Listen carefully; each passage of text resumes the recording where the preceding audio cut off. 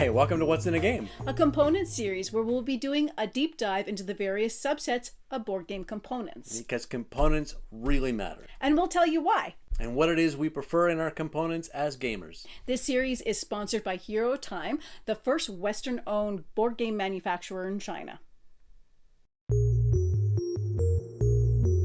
Boxes are important. And not just to the cats who sit in them.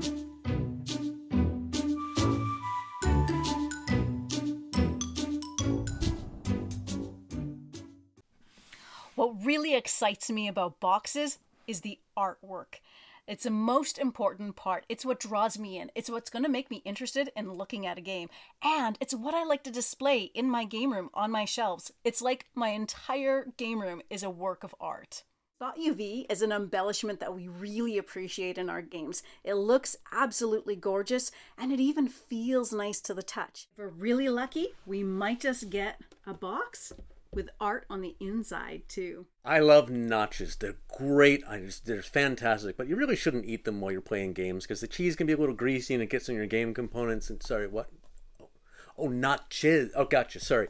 Notches in game boxes are great things because with smaller boxes, it allows me to grab the bottom and pull that lid off with no problem, even if it's a nice snug fit as most lids are. And in a larger box like this one, again, I can pull that lid off without any problems.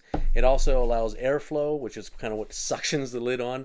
And now that I've got the lid off, I can reach in and grab the components without having to stick my fingers down inside and kind of bow out those sides artificially. And it just lets me grab everything that I want. So despite what you may have heard, size does matter. So unless it's a big epic game like Gloomhaven or a bind up of many games such as the Everdell Complete Collection, we're looking for games that are going to fit on our shelves. And many gamers use the Calyx shelves as we do or something similar, and we're looking for something that's going to fit in one of those cubicles. It's one of the first questions that comes up in a Kickstarter campaign if it hasn't already been answered. So obviously a box needs to be big enough to hold all the components of the game, maybe with some extra space if there's expansions planned, but it can't be so big that it has extra space enough that it's feeling wasted. For example, we have here two Gloom themes. They both have the exact same amount of cards in them.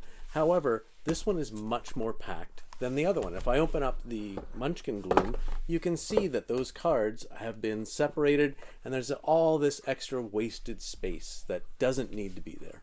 The durability of boxes isn't something we often think about until they start to break down on us. Say, take for instance the edge of boxes. Now, you see a lot of games that have the rounded edges and they look good. They don't look like the boxes that we grew up with. They're sleek, they're sophisticated, but they're also more prone to breaking. We received this Sons of Fariel with this edge split right from the very beginning, and we do have some other boxes that have started to break down.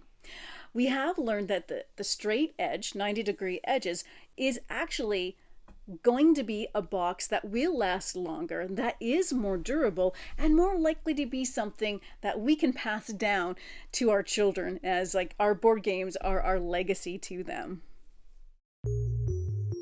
So a large part that contributes to the durability of the boxes is the thickness of the material that's being used. Obviously a smaller box doesn't have as many large weight components inside it. It can get away with using a thinner cardboard. But as the box size increases and the weight of the components inside increase, it needs thicker cardboard to remain durable.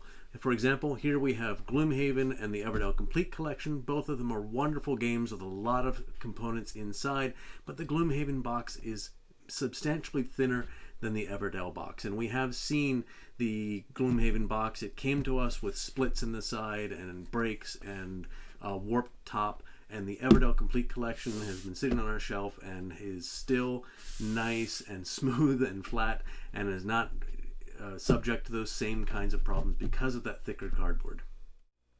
As well, thinner cardboard is more susceptible to warping and bowing over time.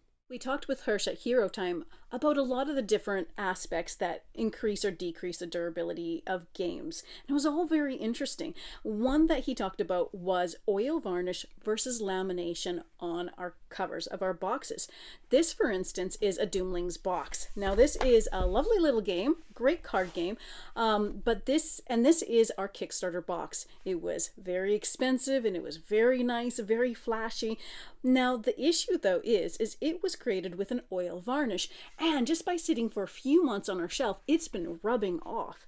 So an oil varnish can rub off, it can also fade over time. So these are considerations in our games that are important to us. We want our artwork to last. Now, we're really curious about what your thoughts are. So let us know as far as with the box, whether it's its construction, its art, its embellishments, what things are important to you. Share with us in the comments below because we'd love to hear your insight and opinions on what you like.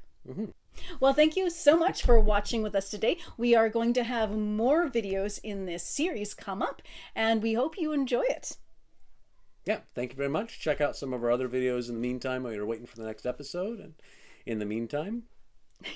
Again, in the meantime? Lots of mean times. I don't know what I'm saying. Where are we going back to?